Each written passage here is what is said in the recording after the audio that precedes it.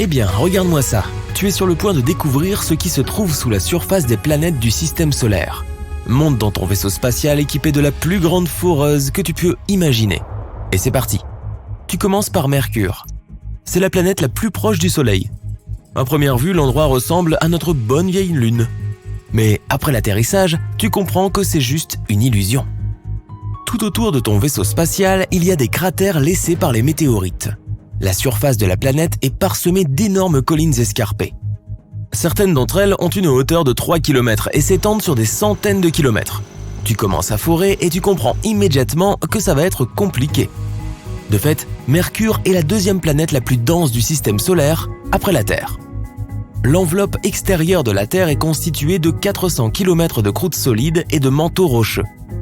Après l'avoir traversé, tu vois le noyau métallique de Mercure. Il occupe près de 85% du volume de la planète et contient plus de fer que toutes les autres planètes connues. Tu n'as plus besoin de forer, le noyau externe est liquide.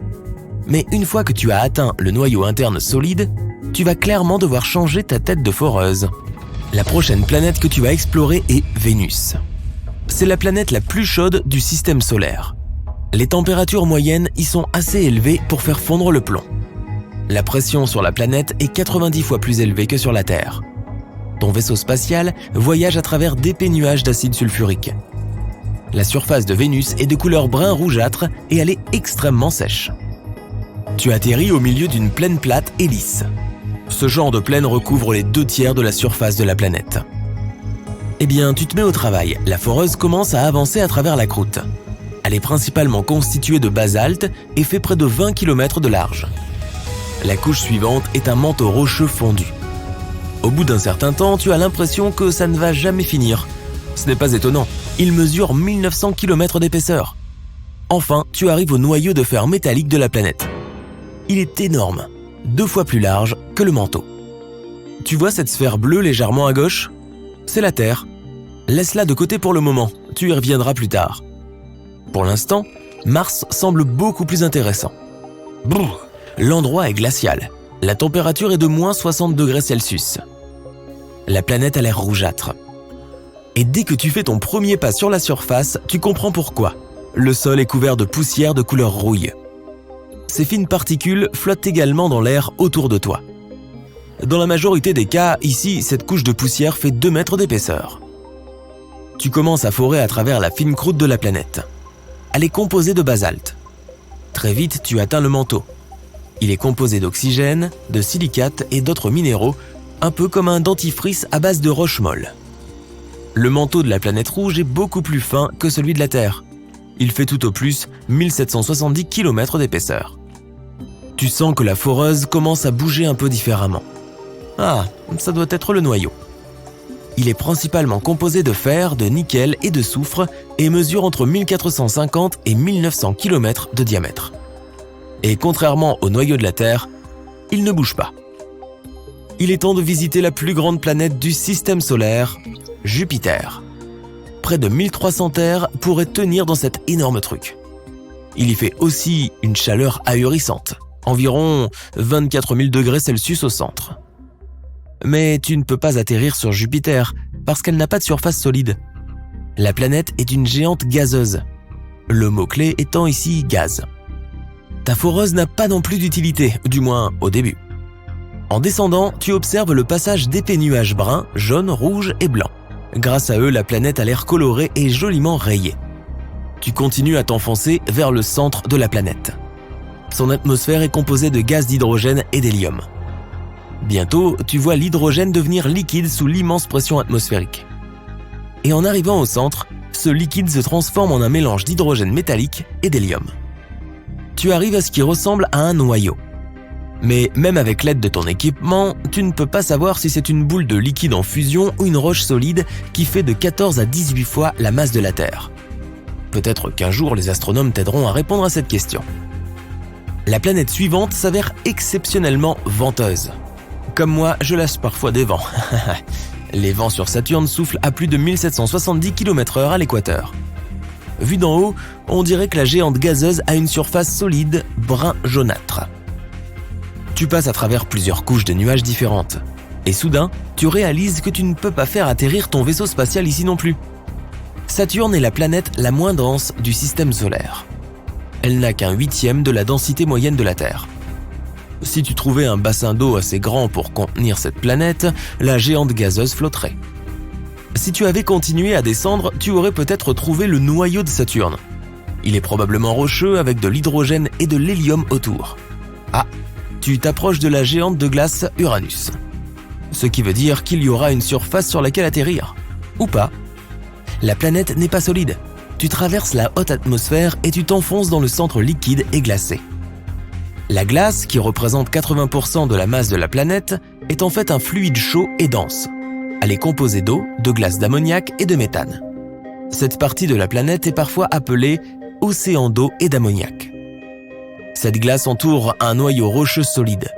C'est là que tu peux enfin utiliser ta foreuse. Le noyau est petit, il fait la moitié de la masse de la Terre. Comparé à d'autres planètes, on pourrait dire qu'elle est assez froide, seulement 5000 degrés Celsius. Tu arrives au point le plus éloigné de ton voyage, Neptune. Elle fait 4 fois la taille de la Terre, mais 17 fois plus lourde. La surface bleutée que tu vois en t'approchant est une couche de nuages permanents et de gaz tourbillonnants. Sous cette surface, il y a un grand manteau, liquide et chaud. Le manteau est riche en méthane, en ammoniac et en eau, et équivaut à 15 fois la masse terrestre. Enfin, tu as quelque chose à forer. Le noyau de la planète est solide. Il est principalement constitué de fer et d'autres métaux. Tu continues à forer jusqu'à une profondeur de 7200 km. Les astronomes sont presque sûrs que c'est là que tu peux trouver une couche de diamants. C'est vrai, il y pleut des cristaux de diamants. Il est temps de rentrer à la maison. Les gens ont déjà foré des trous assez impressionnants ici, mais ils n'ont jamais été assez profonds pour traverser la croûte. Une fois que les foreuses parcourent un tiers du chemin, la température atteint les 180 degrés Celsius. Et l'équipement ne peut plus fonctionner. Mais ta foreuse est bien plus puissante que cela. C'est pourquoi tu te déplaces facilement à travers la croûte. Elle occupe 1% du volume de la Terre et elle est séparée en plaques tectoniques. Elle laisse la chaleur s'échapper de l'intérieur de la Terre. Ensuite, tu atteins le manteau. Cette couche a une épaisseur d'environ 3000 km et représente près de 84% du volume de la planète. Elle est constituée de roches silicatées riches en fer et en magnésium. Tu n'as plus besoin de forer. Le noyau extérieur de 2400 km d'épaisseur est liquide. Il est constitué de fer et de nickel, mais la pression n'est pas assez élevée pour qu'il soit solide. Tu passes la frontière entre le noyau externe et le noyau interne. C'est tout un défi. La température est de 6000 degrés Celsius, aussi élevée qu'à la surface du Soleil. Et la pression est de 3,3 millions de fois supérieure à la pression atmosphérique au niveau de la mer. Le noyau interne est une boule solide faite de fer et de nickel. Son rayon est de 1200 km. C'est 20% du rayon de la Terre et 80% de celui de la Lune. Les scientifiques savent ce qui se passe sous la croûte des planètes qui sont à des millions et des milliards de kilomètres de nous. Et ils n'ont même pas besoin d'y aller, de forer à travers leur surface et de jeter un coup d'œil à l'intérieur. Ils combinent des informations sur la densité de la planète, le champ magnétique, les chaînes de montagnes, la chaleur et l'activité sismique pour formuler des hypothèses intelligentes. Par exemple, le champ magnétique de la Terre nous protège, ainsi que l'atmosphère, des éruptions et des vents solaires. Les scientifiques pensent que cela est possible grâce au noyau de fer chaud à l'intérieur de la planète. Il tourne et génère une protection invisible, comme une énorme dynamo chaude et brûlante. Et ce champ magnétique est bien plus fort que celui de Mars. Cela signifie probablement que quelque chose est arrivé au noyau de la planète rouge. Peut-être qu'il s'est refroidi et s'est en quelque sorte éteint. Ou peut-être qu'il n'y avait pas de champ magnétique dès le début. Il y a beaucoup de volcans actifs à la surface de la Terre. C'est ainsi que les scientifiques peuvent conclure qu'il doit y avoir une croûte relativement mince. Et le manteau doit être fait de magma liquide. Mais les volcans martiens ne sont plus actifs. À un moment donné, il y a pu y avoir un manteau de liquide chaud sous la croûte de la planète. Mais après la formation des volcans, quelque chose a mal tourné. L'intérieur s'est probablement refroidi. Ou bien les croûtes sont devenues plus épaisses. Quoi qu'il en soit, cela a réussi à empêcher le magma de remonter à la surface. Et en plus, il y a aussi l'activité sismique. Si de nombreux tremblements de terre ou de Mars ou de Vénus se produisent sur la planète, il y a aussi beaucoup de choses qui se passent sous la surface. En ce qui concerne la Terre, cela est dû au mouvement des plaques tectoniques. La plupart des tremblements de terre se produisent le long de leur bord. Si l'activité sismique est faible sur une planète, cela peut pouvoir indiquer qu'il n'y a pas de plaque tectonique. Dans ce cas, tout est calme dedans. Les chercheurs accordent également une attention particulière au temps qu'il faut à une onde sismique pour traverser une planète ou à la façon dont elle résonne à l'intérieur. Cela peut être utile pour obtenir plus d'informations sur la densité de la croûte, la composition du manteau, etc. Mais les scientifiques doivent être extrêmement prudents quant aux causes de ces tremblements de terre. Parfois, ils peuvent se produire du fait d'un impact de météorites sur la planète. Et cela n'a aucun rapport avec les processus qui se déroulent sous la surface. Bien sûr, ces deux dernières méthodes ne fonctionnent qu'avec des planètes rocheuses, principalement parce que les géantes gazeuses n'ont ni volcan ni activité sismique.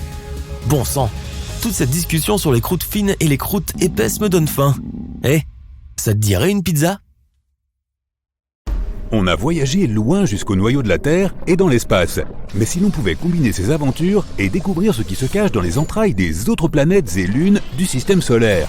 Avec l'aide de cette hyperforeuse interstellaire, nous pouvons y parvenir, du moins en partie. Les coordonnées sont entrées, tous les systèmes sont prêts, et notre première destination est... la Lune. Notre Lune en fait. Nous atterrissons sur sa surface grise et désolée, sous un ciel noir. Pas de bleu ici car il y a très peu d'atmosphère pour disperser la lumière. La foreuse se met en marche et nous traversons d'abord la couche externe de la Lune, la croûte, comme sur Terre. Comme nous sommes sur la face ensoleillée, l'épaisseur de cette couche n'est que de 70 km. Mais si nous nous posions sur la face cachée, elle serait plus de 2 fois plus épaisse. La Lune est un corps rocheux, sa croûte est donc en grande partie constituée de silicium, de fer, d'aluminium, de calcium, d'oxygène et de magnésium, avec des quantités beaucoup plus faibles d'autres éléments.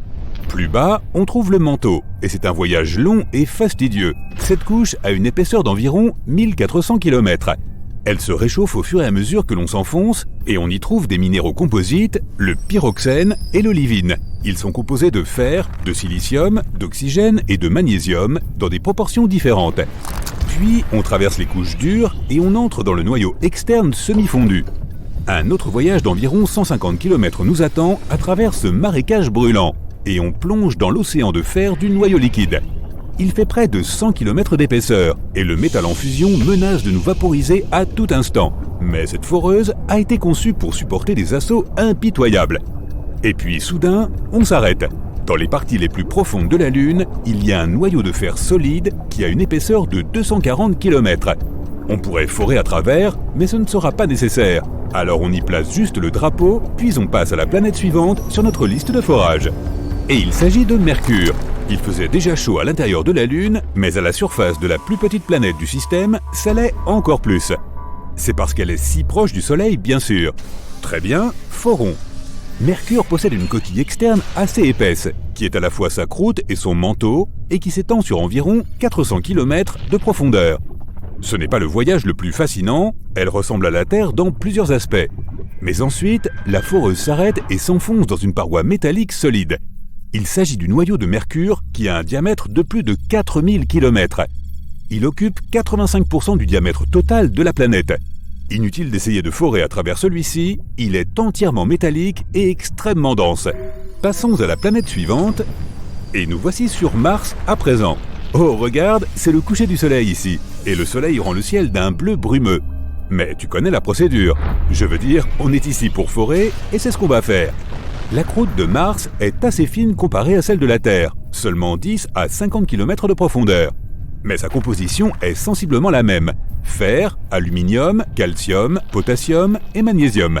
C'est l'une des raisons pour lesquelles les humains cherchent à coloniser un jour la planète rouge. Elle est très semblable à la nôtre. Nous avons très vite percé la première couche, et la seconde, le manteau, se trouve maintenant devant nous. C'est une couche dure et rocheuse d'une épaisseur d'environ 3000 km. En raison de sa taille, Mars n'est plus actif sismiquement. Il n'y a tout simplement pas de magma en ébullition sous la surface de la planète, ce qui la rend silencieuse et paisible. C'est un long travail de forage, mais nous nous arrêtons finalement de manière brutale en nous heurtant au noyau, une boule de fer, de nickel et de soufre d'un diamètre de 3200 à 4200 km. Ce noyau est plus gros que celui de Mercure, mais la planète elle-même est plus grosse aussi, donc ça se comprend. Ok, notre prochain arrêt est encore plus intéressant car il s'agit de Jupiter. Cette géante gazeuse a une masse 2 fois supérieure à celle de toutes les autres planètes du système solaire réunies. et nous avons atterri en plein milieu d'un océan. L'océan, si j'ose dire, est le plus grand de tout le système, et il est fait d'hydrogène liquide. La foreuse passe sans problème à travers la surface de la planète, puisqu'il n'y a pas de roche ou de métal dur ici, seulement du gaz et du liquide. Mais les secousses, aïe aïe aïe, la pression sur cette planète est plus qu'énorme, elle est inimaginable. La foreuse est à peine capable de la supporter, et plus elle s'enfonce, plus la pression augmente aussi. Nous avons atteint le noyau de Jupiter, et ces conditions sont presque insoutenables. La température ici est d'environ 50 000 degrés Celsius. Et le noyau lui-même n'est pas solide mais liquide, maintenu par l'immense pression de tous les côtés. La foreuse commence à vibrer de façon inquiétante, mauvais signe. Vite, on sort d'ici avant qu'elle ne se brise. Ouf, pas de vent, pas de pression, pas de chaleur. Tout autour de nous n'est qu'un vaste désert glacé, sillonné de crêtes et de bandes rougeâtres. C'est Europe, une des lunes les plus prometteuses de Jupiter. Pendant que nous forons à travers la glace, laisse-moi t'expliquer. Europe est l'une des candidates les plus probables pour abriter une vie extraterrestre dans le système solaire, et elle peut être trouvée juste en dessous de la coquille de glace à travers laquelle nous sommes en train de creuser. Elle n'a qu'une épaisseur de 15 à 25 km, alors qu'en dessous se trouve un énorme océan d'eau salée, 2 fois plus grand que tous les océans de la Terre réunis. Le point le plus profond de la Terre est le Challenger Deep, et il se trouve à un peu plus de 10 km de profondeur. L'océan d'Europe, quant à lui, peut atteindre jusqu'à 160 km de profondeur. Qui sait ce qui peut se cacher dans cette mer si sombre et si profonde ? Quoi qu'il en soit, on traverse rapidement cette eau et on atteint finalement le fond de l'océan. Le manteau commence ici et il est fait de roches, tout comme sur Terre. Et à peine plus profond, on trouve le noyau métallique de ce satellite. Europe est un peu plus petite que la Lune de la Terre. Il n'est donc pas très surprenant d'atteindre son centre assez rapidement. Ok, on continue et on va plus loin. Oh, je préfère qu'on fore aussi vite que possible. Regarde autour de toi, ça brûle ici. Nous sommes bien sur Io, une autre lune de Jupiter, et le monde le plus volcaniquement actif du système solaire. Regarde, ce volcan fait 2 fois la taille du mont Everest, et il est en train d'entrer en éruption.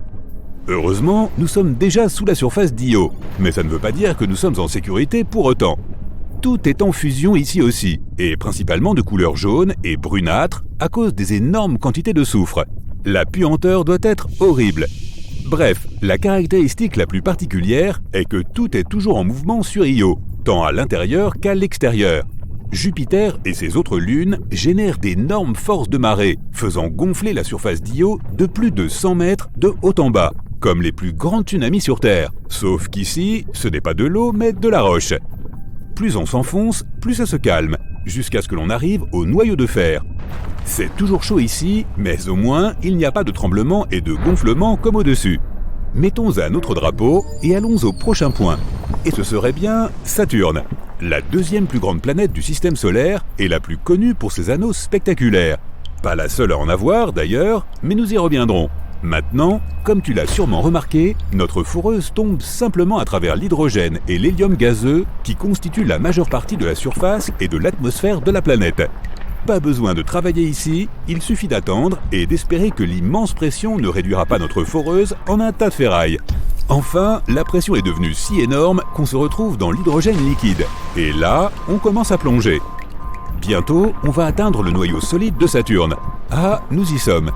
Il est fait de fer et de nickel et est en fait assez petit comparé au reste de la planète. Bien, une dernière destination nous attend, alors allons-y. Et nous voilà, Neptune. La foreuse déploie immédiatement des ancres car les vents sont ici extrêmement puissants. Ils atteignent des vitesses 5 fois supérieures à celles des ouragans les plus dévastateurs sur Terre. Neptune est recouverte d'une assez fine couche d'hydrogène et d'hélium, tout comme Saturne ou Jupiter. Mais en dessous, il y a bien plus que cela. Il fait chaud, il y a du vent et on se sent très seul ici, à la périphérie du système solaire. Alors, autant creuser.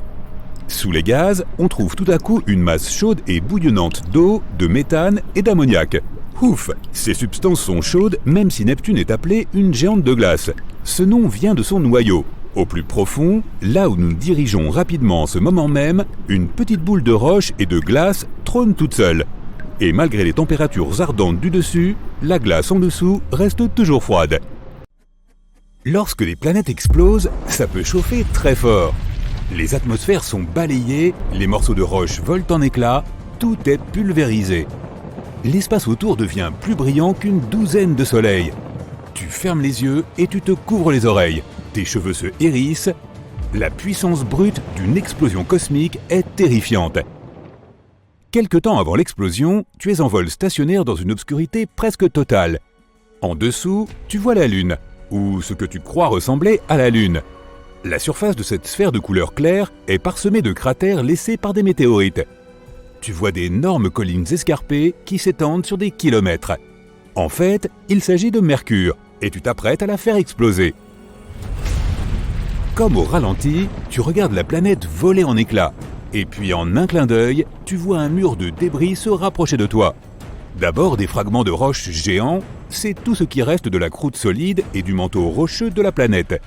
Puis l'aspect et la structure des débris qui volent dans ta direction changent. Maintenant, ces choses ont l'air liquides, comme des éclaboussures de vif argent. C'est le noyau métallique de Mercure qui éclate. Il occupait 85% du volume de la planète. Et enfin, c'est à nouveau un feu d'artifice de morceaux solides. C'est le noyau solide de la planète. L'explosion est si puissante qu'elle envoie la Terre sur une autre orbite. Le Soleil a un hoquet et avale un énorme nuage de poussière. C'est tout ce que Mercure a laissé derrière elle. Mais ne t'inquiète pas, notre système solaire ne perdra pas de planète aussi facilement. Toute cette histoire d'explosion n'est qu'une expérience temporaire. Une fois que tu as fini de regarder le spectacle, tu appuies sur un autre bouton. Et la planète se reconstitue comme si tu avais rembobiné. Tu t'approches de la prochaine planète sur ton chemin. Sa surface se cache sous une atmosphère très dense composée de dioxyde de carbone. Si tu décidais d'atterrir sur Vénus, tu verrais passer d'épais nuages d'acide sulfurique. Tu verrais la surface de la planète d'un brun rougeâtre, sèche et incroyablement chaude. Tu marcherais probablement sur des plaines plates et lisses, couvrant 2/3 de la surface de la planète. Et tu resterais bouche bée devant les 1600 volcans qui parsèment Vénus. Malheureusement, tu ne pourras pas faire tout ça car tu appuies sur le bouton. Boum! D'énormes morceaux de basalte sont projetés depuis le centre de l'explosion. C'était la croûte de la planète, épaisse de 19 km. Puis, tu aperçois des météores brillants et brûlants qui volent vers toi à une vitesse phénoménale. Ce sont des morceaux du manteau rocheux en fusion de Vénus. La pluie de feu semble infinie, peut-être parce que le manteau avait une épaisseur de 1900 km. Mais ce n'est pas la partie la plus massive de la planète. La puissance de l'explosion fait éclater le noyau ferreux de Vénus. Ce noyau était 2 fois plus large que le manteau. Tu atteins une bille bleue qui n'est autre que ta planète natale. À quoi ressembleront ces entrailles dispersées dans l'espace? Vue d'en haut, la Terre est jolie. 71% de sa surface est bleue à cause de toute cette eau, mer et océan. Il y a aussi des zones de vert, de jaune et des tourbillons bruns et blancs. Tu appuies sur le bouton. La planète éclate dans une grêle de roches. C'est ce qui reste de la fine croûte terrestre et du manteau, beaucoup plus épais. Ce dernier occupait près de 84% du volume de la planète. Tu vois la pluie rocheuse se transformer en quelque chose de beaucoup plus liquide. C'est du fer et du nickel brûlant qui constituaient le noyau externe de la Terre. Ces métaux ne subissaient pas assez de pression pour être solides. La détonation est si puissante qu'elle fait éclater le noyau interne de la Terre. C'est une boule solide de fer et de nickel. Une fois que les morceaux se sont séparés, ils suivent leur propre orbite autour du Soleil. Les morceaux les plus massifs s'écrasent sur la Lune et certains voyagent plus loin avant d'être avalés par notre étoile. Tu ne peux pas t'attarder, la planète rouge t'attend. La surface de Mars est couverte de poussière de couleur rouille. L'épaisseur de la couche de poussière varie d'une zone à l'autre, mais dans la plupart des endroits, elle fait 2 mètres d'épaisseur. Le sol est de couleur or, marron, beige et même verdâtre. La teinte dépend des minéraux qui composent le sol. La surface de la planète est rocheuse, elle est couverte de lits de lacs asséchés, de cratères, de volcans et de canyons. Boum! Mars est une planète rocheuse. Tu dois esquiver des morceaux de croûte de la taille d'une montagne composés de basalte volcanique. Ce que tu vois ensuite te donne l'impression que tu as fait exploser d'énormes quantités de dentifrice à base de roches molles. C'est le manteau de Mars, composé d'oxygène, de silicate et d'autres matériaux. Et puis les morceaux volants redeviennent solides. Ah, c'est autour du noyau de la planète. Il était solide, composé principalement de fer, de nickel et de soufre. Des milliards de fragments de toute taille, de quelques mètres à plusieurs milliers de kilomètres de diamètre, sont projetés dans toutes les directions. Mais seuls quelques-uns ont suffisamment d'élan pour quitter le système solaire. L'événement entier modifie légèrement l'orbite de la Terre et la température sur notre planète augmente de 10 degrés Celsius. Tu laisses les planètes rocheuses derrière toi et tu te rapproches de la première géante gazeuse sur ton chemin, Jupiter. D'épais nuages bruns, jaunes, rouges et blancs cachent sa surface. Ils donnent à la planète un aspect coloré et joliment rayé. Tu appuies sur le bouton. Cette fois, le spectacle est différent. Au lieu de morceaux de croûte solide, tu vois des jets de gaz qui accélèrent depuis le centre de la planète. C'est ce qui composait l'atmosphère de Jupiter, faite d'hydrogène et d'hélium gazeux. En un rien de temps, la matière qui s'échappe dans l'espace devient liquide. C'est l'hydrogène qui change de forme sous l'immense pression atmosphérique qui règne au plus proche du centre de la planète. Un peu plus tard, le liquide est déjà un mélange d'hydrogène métallique et d'hélium. Et enfin, quelque chose de solide. C'était probablement le noyau de Jupiter, 14 à 18 fois la masse de la Terre. Le diamètre de la géante gazeuse était d'environ 145 000 km. Mais l'explosion ne dure pas plus d'une demi-seconde. Elle est cependant si forte qu'elle fait s'évaporer les planètes plus petites comme Mars et la Terre. Le Soleil reste à peu près intact. Il devient plus chaud et plutôt instable pendant un moment. Mais cela ne dure pas longtemps.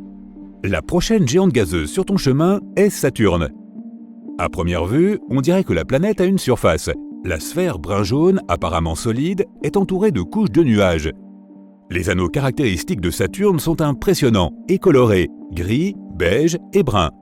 Ce sont en fait des groupes de petits anneaux composés de morceaux flottants de glace, de roches et de poussière. Ces morceaux vont de la taille d'un caillou à celle d'un énorme gratte-ciel. En orbite autour de Saturne, ils ne cessent d'entrer en collision et les plus gros morceaux se brisent. Tu es surpris de voir que les anneaux ne sont pas parfaitement ronds. Ils présentent des courbures causées par la force gravitationnelle des lunes voisines. 53 d'entre elles ont été répertoriées à ce jour. Titan, un monde glacé plus grand que notre Lune et même que Mercure, est la plus grande d'entre elles. Ce que tu vois ressemble étrangement à ce qui s'est passé lorsque tu as fait exploser Jupiter. Il n'y a qu'une seule différence. Les anneaux de Saturne se brisent, envoyant des roches et de la glace voler dans l'espace à une vitesse incroyable. Les plus gros morceaux s'écrasent sur les lunes de la planète, détruisant totalement les plus petites d'entre elles. Tu vois des courants de gaz, principalement de l'hydrogène et de l'hélium, avec un peu de méthane, d'ammoniac et d'eau. Ils s'éloignent à une vitesse vertigineuse de l'endroit où se trouvait le centre de la planète. Ensuite, des éclaboussures de matière liquide, c'est de l'hydrogène liquide qui devient ensuite métallique. Et enfin, les morceaux du noyau solide constitués de matériaux rocheux. Tu as maintenant devant toi la magnifique sphère bleu-vert de la géante glacée Uranus. La planète prend cette teinte inhabituelle lorsque la lumière du Soleil se reflète sur sa surface. De plus, l'atmosphère d'Uranus est principalement composée d'hydrogène et d'hélium, avec des traces de méthane gazeux qui absorbent la lumière rouge. Quoi qu'il en soit, badaboum! Cette fois, ce sont d'abord d'énormes blocs de glace qui se précipitent dans ta direction. Ils constituent la partie du manteau glacé de la planète qui représentait 80% de son volume total. Mais pourquoi cette glace a-t-elle l'air liquide? Sur Uranus, le liquide gelé n'est pas solide comme sur Terre. La glace est un fluide chaud et dense composé d'eau, de glace d'ammoniac et de méthane. On l'appelle souvent l'océan au ammoniac. Après l'étrange pluie de glace, tu vois des morceaux solides du noyau rocheux de la planète. Il était petit, pas plus de la moitié de la masse de la Terre. Certaines des lunes d'Uranus sont pulvérisées dans l'explosion, et plusieurs sont même éjectées hors du système solaire. L'explosion déplace aussi légèrement l'orbite de Neptune. Et enfin, c'est au tour de la dernière planète sur ton chemin. Neptune est bleu à cause d'une couche de gaz tourbillonnante et de nuages permanents. Pas le temps de s'attarder. Boum! La planète n'a pas de surface solide. C'est pourquoi, après avoir appuyé sur le bouton, tu vois le manteau liquide de Neptune éclater. Il ressemble à un ballon rempli d'eau jeté du 50e étage.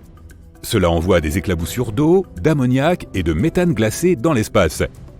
Elles sont suivies par des restes du manteau de la planète, ressemblant à de la lave. Il était liquide, rougeoyant et riche en méthane, en ammoniac et en eau. Et voici ce qui reste du noyau solide de Neptune, composé de fer et d'autres métaux.